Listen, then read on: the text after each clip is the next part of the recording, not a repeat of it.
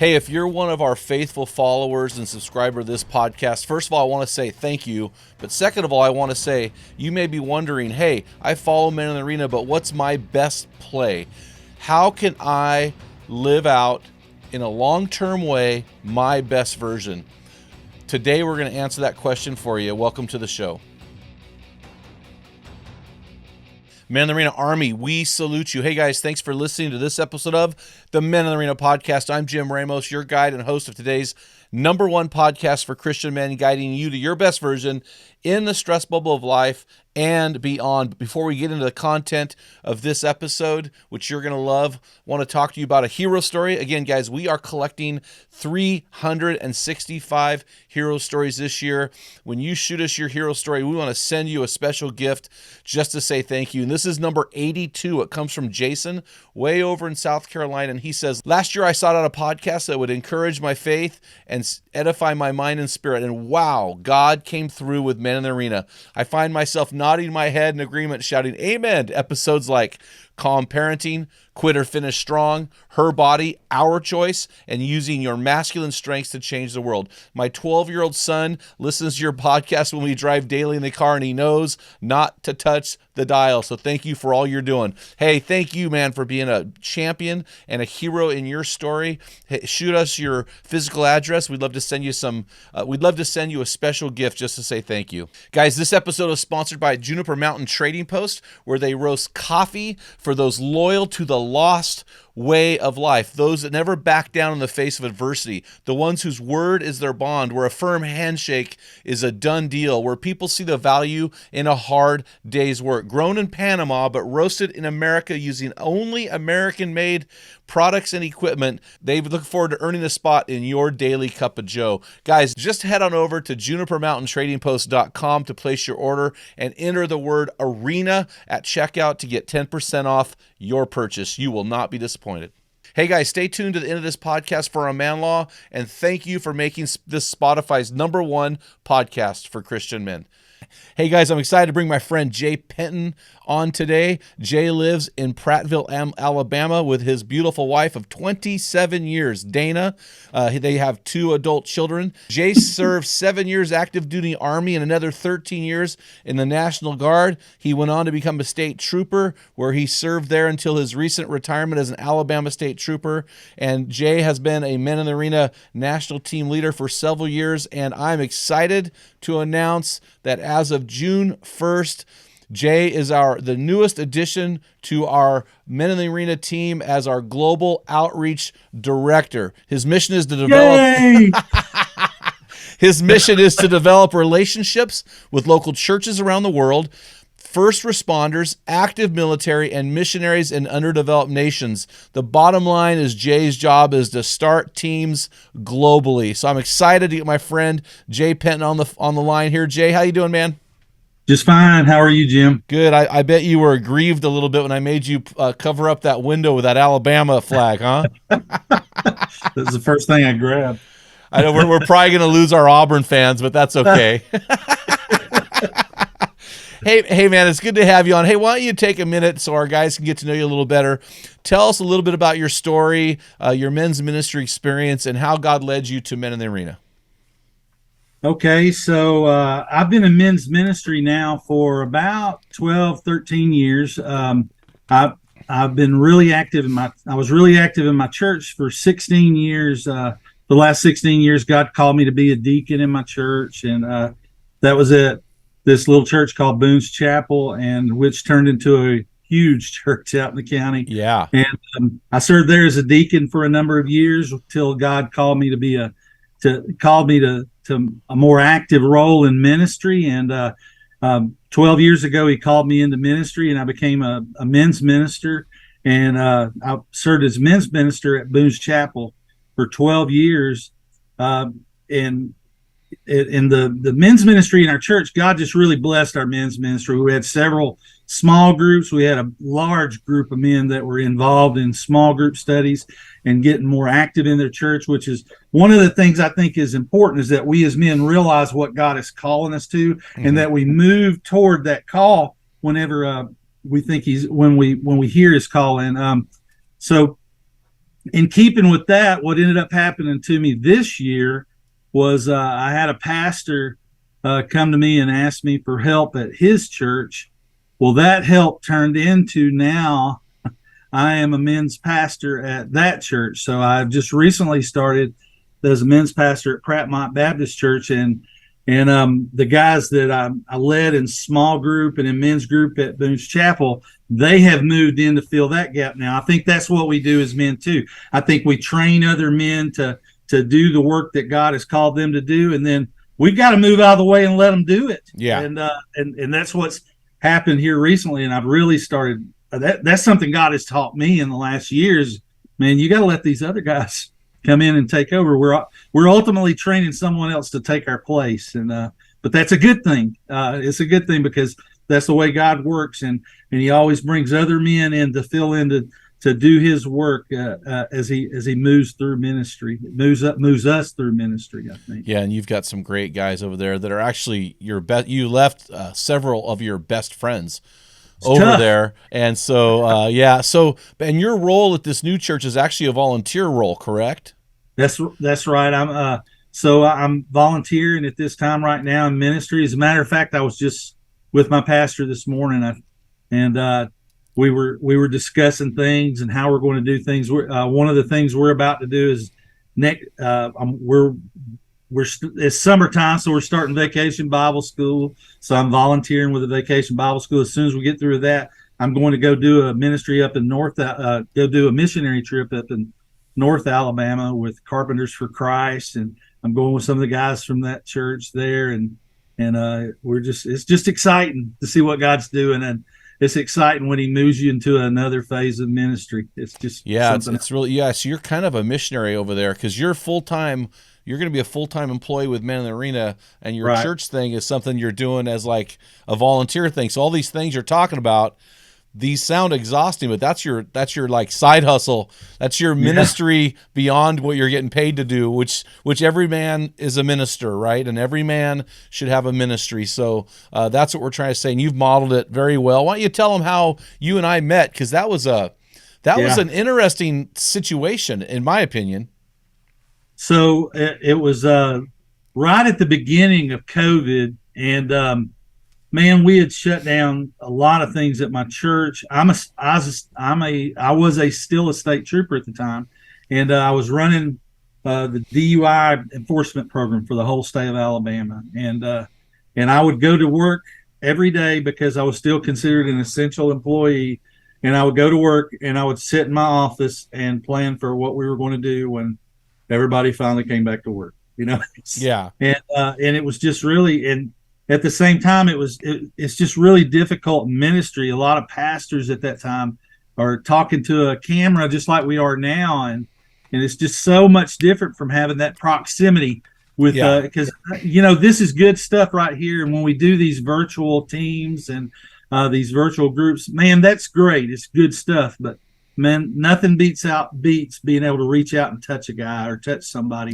When you're talking to them, you really need that proximity. God wants us to work in groups, I think. And but anyway, at that time, I was really searching for something and how I was going to do things. And I had started listening to the podcast, and a buddy of mine, Dan Smoker, said, "Man, they got a whole Facebook forum on here." And I started looking at that, and I'll never guess it. Man, here's a whole bunch of guys we can start praying for, man. Yeah. It was just really neat. And then somehow I got on the mailing list for Men in the Arena through that process. And you sent me an invite to come to a prayer team, online prayer team. And I remember sitting in my office at work and sitting there with all those guys, just a screen full of guys. I'd never done that before. And I was sitting there with that screen full of guys on there, and I just remember going down on my knees at my desk in the Alabama State Trooper headquarters building. That's where my office was, and just being able to pray with all you guys, and I just look forward to that every Monday. Remember, that's when we used to do that, Jim, every Monday morning, and man, I so look forward to that every Monday. It was all you guys on the West Coast, so y'all were 2 hours behind me. Yeah, so it would almost be close to lunch, and but it was just a great great time. And from that, you and I became friends. I invited. So for you guys that are watching, Jim came to my church at Boone's Chapel. We had a shrimp boil there. We used to always we've always done a shrimp boil every year, and Jim came and spoke at that. And we became instant friends. He stayed here at my house with me, and the rest of it is history, I guess, is what you say, isn't it? Well, Have continued to grow in our friendship and in our brotherhood. So I would only add that we did a shrimp boil here in Oregon because of that event, and I actually liked it better. But I did order about 20 pounds of Conecuh sausage right from Alabama straight to Oregon, and the Oregon boys loved it.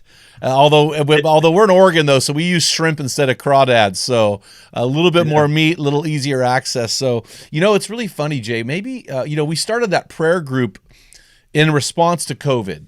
And that, because of that group, when I track the explosion of men in the arena, I can track it back to that prayer group. That group of 12, 14 guys really led to something special with men in the arena, and we probably should start doing that again. That really is really. I'll tell you, there was those are some men of God in that prayer group. That was there was a lot of crying out to God going on there. So. Yeah, I wrote that down on my yellow notepad here. That might be something we need to institute in the fall. But that was a very powerful time. So what is it about men in the arena that attracted you? Because you were in men's ministry for a decade. You're very, very strong and connected to your denomination. And you're also connected to multiple other denominations. What stood out? Like, what was it about our vision that stood out to you, that drew you to us?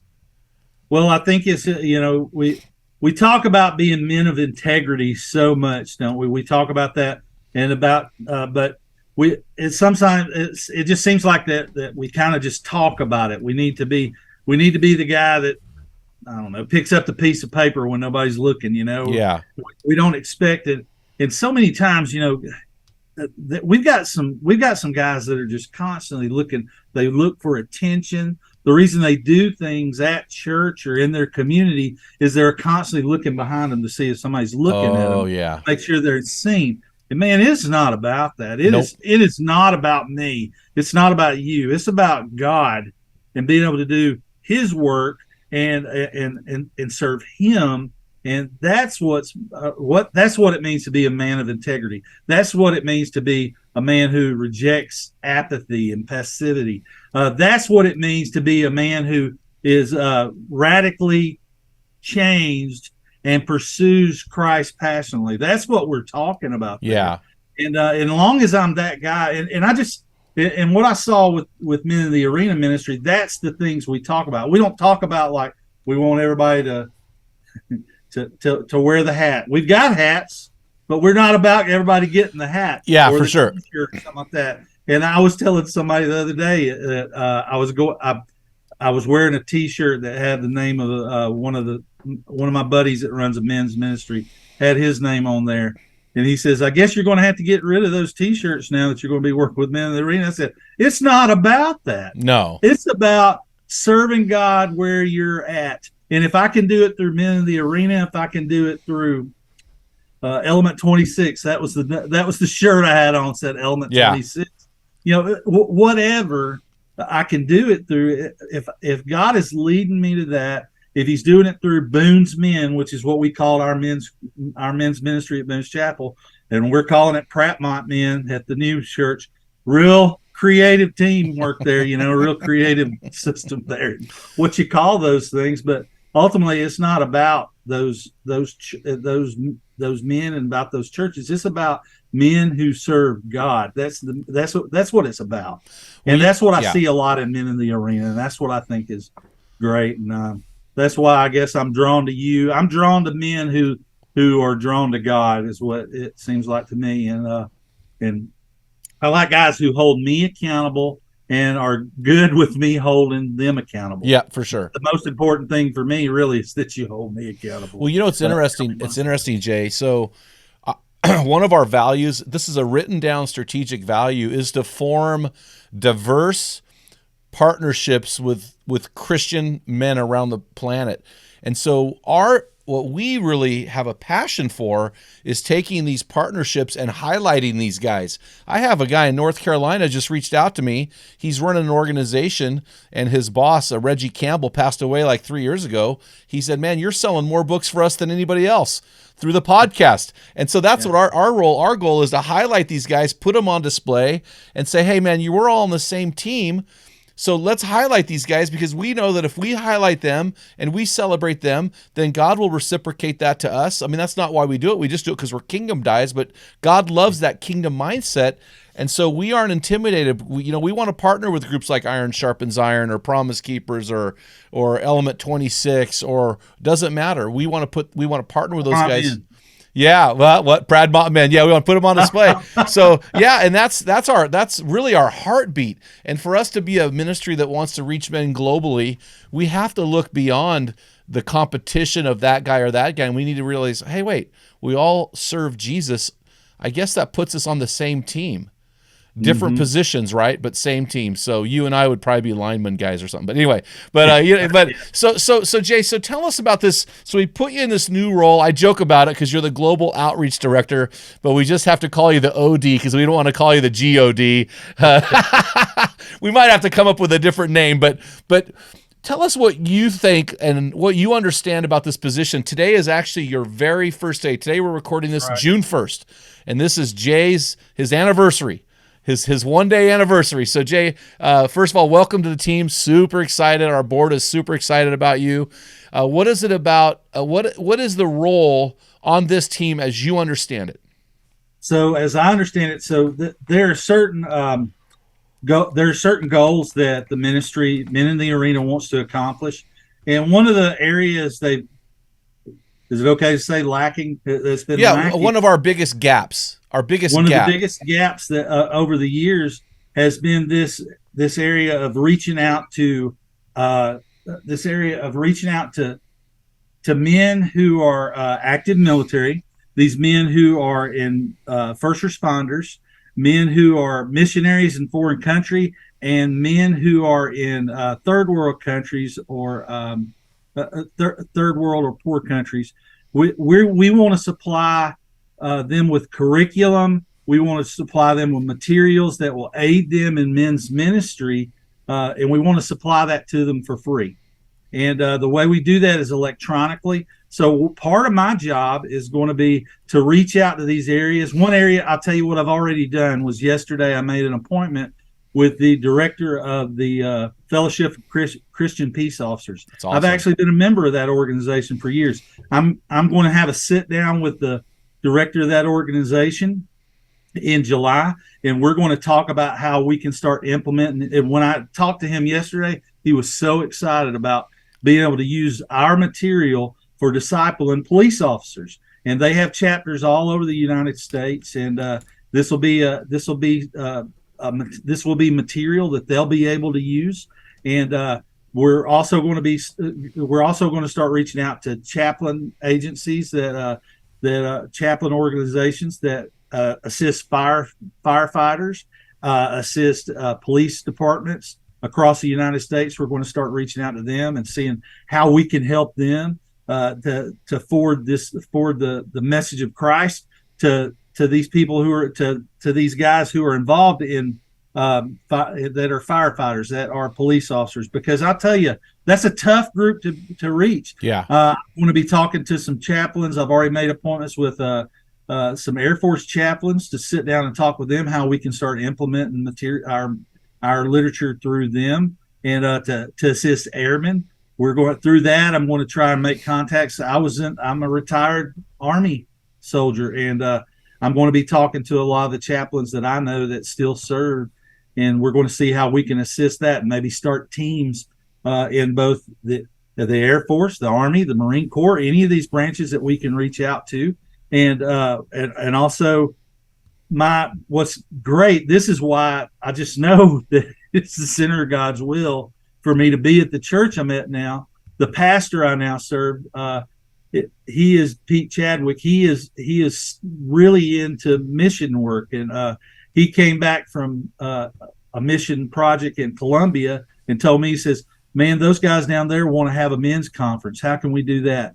a men's conference in Colombia in another country. These guys want to get together as men and they want to start groups. So, see, we will also be able to assist them in that by providing curriculum and training material for them to just further God's message to these other countries. It's just outstanding. There was a pastor I heard once, Jim, that said you can't see it till you see it. Yeah, talking about vision. Yep. And I'm telling you, I can see it.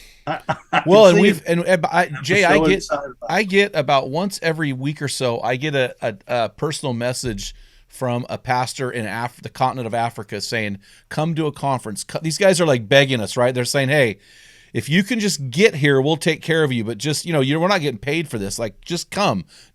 So that's an open door. So, this is something guys don't realize. We give our electronic resources. I'm talking about our curriculum resources. We give them away to active military, first responders, men in underdeveloped nations. I mean, this is something that we're passionate about, but your secondary role is to start teams with our free resources to these people groups, but your primary role is going to take a little bit more work. Can you explain what your primary role is? So another thing I'll be doing is working with churches, and I've already been doing that for the last year. I retired, January was a year ago. So I've been kind of doing my own thing and doing my own little ministry work as far as going to churches and helping them. I have pastors and guys from churches call me and say, man, we just really need some help in how to build our men's ministry.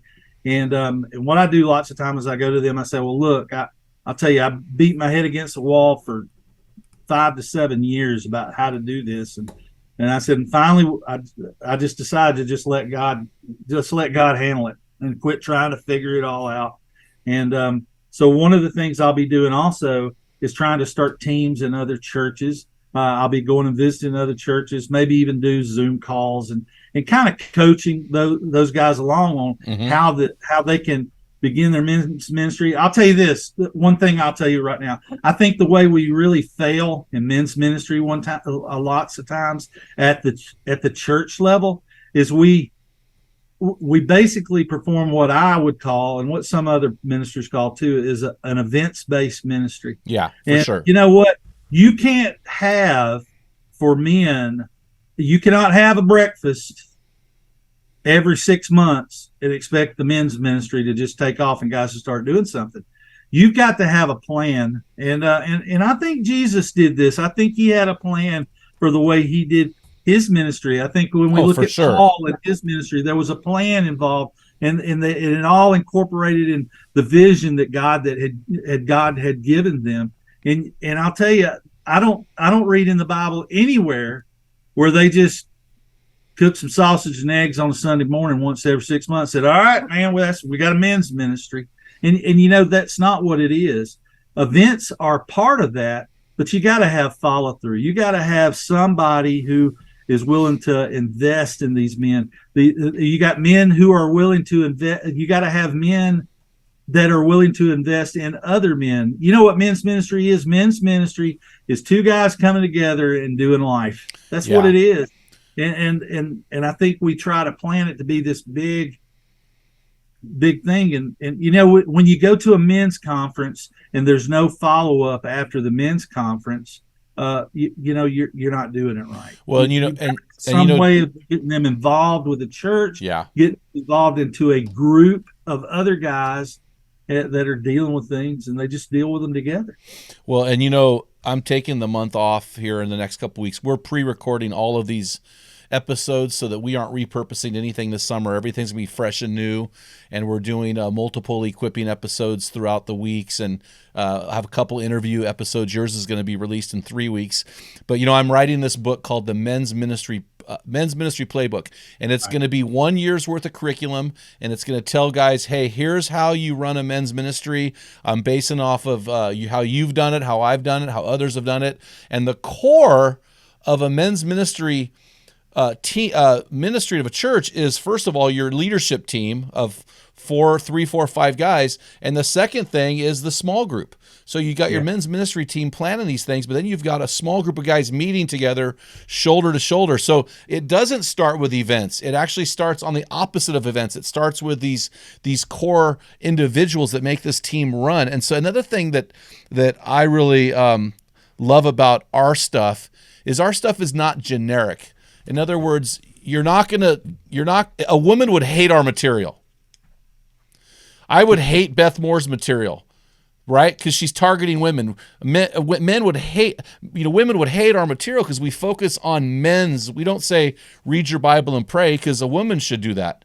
We try to take issues and deal with stuff that guys are specifically working through and really, really care deeply about. And so I'm excited about that part of it. So talk to us about, so you've come on, you're retired, so you've got some retirement stuff happening. How is your position being funded? Let's talk. People love talking about money. So let's talk about money. How's your position being funded? Well, first off, I'm going to tell you this. I think that anytime God calls you to do something, the first step is obedience. Yeah, right? For sure. I think we kind of overthink it and say, well, how am I going to get paid for that? How am I going to do this? How's this going to work? First step is obedience.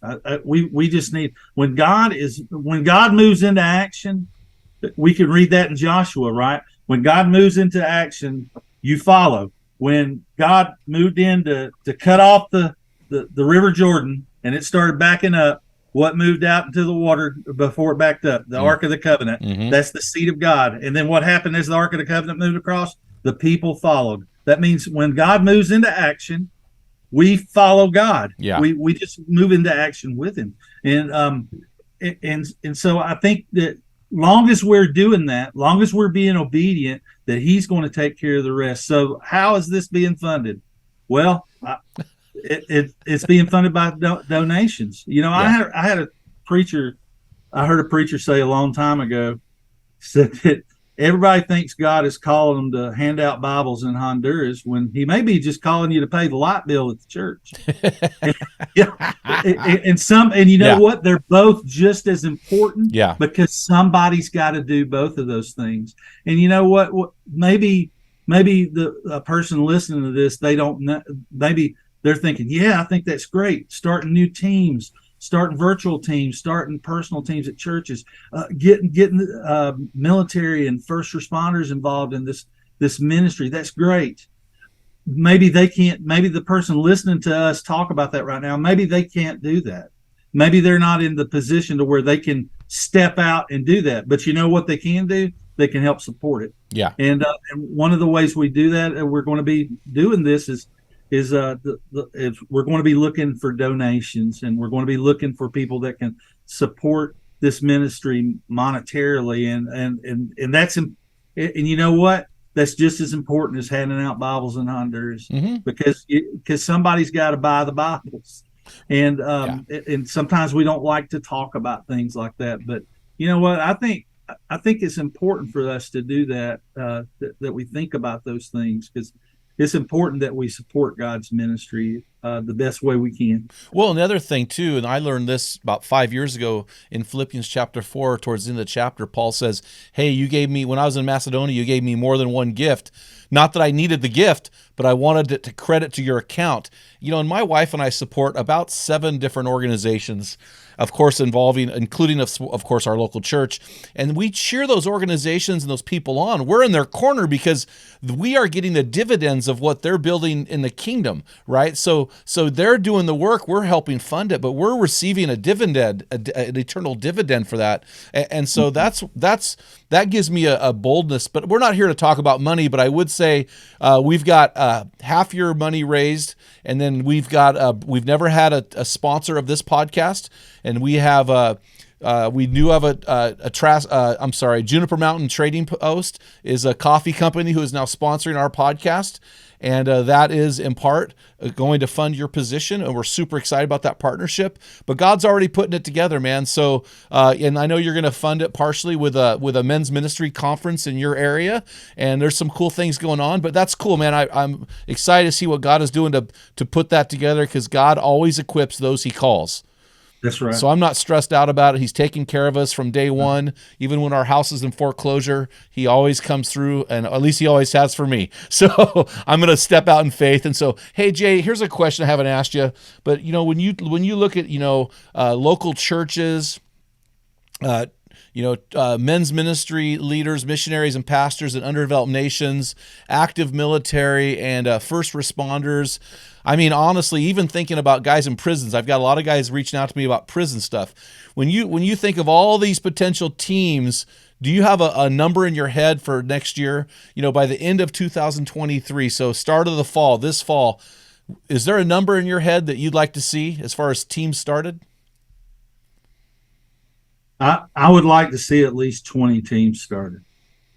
Yeah. At least 20. I think God's going to blow that out of the water, actually. But I think, me being conservative, Jay, I want to see 20 teams started. But I really think God's going to do a little more than that. But it's going to take guys that are willing to commit. It's going to take guys that are willing to commit to the ministry, that are willing to commit to God's ministry, because we like to call these our ministries, but it's not our ministries. It's God's ministry, right? He can do it all by himself. He doesn't need us. And I told somebody the other day, pastors come and go, but the church has still been alive for over 2,000 years, Yep. But I would conservatively like to have a goal of having at least 20 more teams, but I think God's going to blow that out of the water. Well, and the hard part, my number in my brain is 100, but the hard part is, but I mean, I'm a lot less conservative, but maybe we'll find a number in the middle. But the hard part is you're essentially starting your teams in the fall. So really you only have a couple months before the end of the year. So if we were to track this thing over the course of the 2023-2024 ministry year, that number is going to explode beyond that. So now I know right now we've got guys listening here they've already got teams going. They may not be using our material, which is fine, or they are using our material. But it can be lonely out there, doing men's ministry. A lot of times you feel like you're the only guy out there. A lot of these guys are in small churches and don't have a very large team. The team may be them and their wives, maybe their Labrador Retriever, and these guys are going, hey man, I need some support. What do we have for these team leaders? And I guess, even though we are our own ministry, we are kingdom minded. So I guess, for me, if a guy were to say, well, I'm doing a Wild at Heart group, can I be a part of this? I would always say yes to that. So what resource do we have we've had this for a couple years now, and you're going to be in charge of this from here on out? What resource do we have so a ministry leader can get support? Okay, so one resource we have is you can get with me. You can go to our website at meninthearena.org, and there's a link there called Join a Team. You can go there. You can also email me directly at j@meninthearena.org, and we can discuss what some things are that you need, or if you need some coaching on how to start that. But as far as materials go, we have the Strong Men Series Study Guide. It's 5 books, and those are written by Jim, and there's different books. There's 10 sessions in each book, and I've gone through this book, led teams through it. As a matter of fact, we started going through these books at my church at Boone's Chapel back a few years ago. And all of our groups went through them. They were great. And then I'll tell you what ended up happening that I thought was cool. One of the guys that was leading teenage boys in a group, he asked me, he says, hey, Jay, do you think that would be good to use with teenage boys? I said, man, I think it'd be great. And he started using the curriculum for them. But this is book 2. It looks kind of like this, but there's a book 1 also. This one is on fighting apathy. And but all of these books, they go through a different. It's 10 sessions in each book. There's a devotional for each day in between sessions too for the guys. It's meant to be used for a weekly Bible study group, men's group, and so we have that available. we have some other resources available that you can find, some free resources available online that you can find online at our website at meninthearena.org also. And also too, you can just get in touch with me or Jim, and we can talk to you and discuss things on what works great. You see back there behind you, Jim's got some books back behind Jim there. He's got some books there too that are that he's written, and those are good. That Guts and Manhood book is a really good book that just came out on Audible. Thank you. You can get that on Audible now, and if you want to, you listen. I know I like to listen to a lot of books through my iPhone myself, and those are available also to you. You see that field guide back there behind him too. It's good to keep in the bathroom, to read in the bathroom, and good to read whenever. Keep a copy of it close by, because there's a lot of good devotionals and daily devotionals in there for you. That Strong Men, Dangerous Times book that's back behind him also is really, that's an outstanding book. I was trying to find my copy. I usually keep it right here. You know that, and that just came out on Audible too. Yeah, that's on Audible also. We've got a group in California doing that book as their small group, and they've got 30 guys a week. So, but you know what's, so tell us about, so I'm going, okay, Jay, that's great. There's a lot of resources, but man, I feel lonely. Do you guys have a gathering where team members get together or team leaders get together and kind of support each other?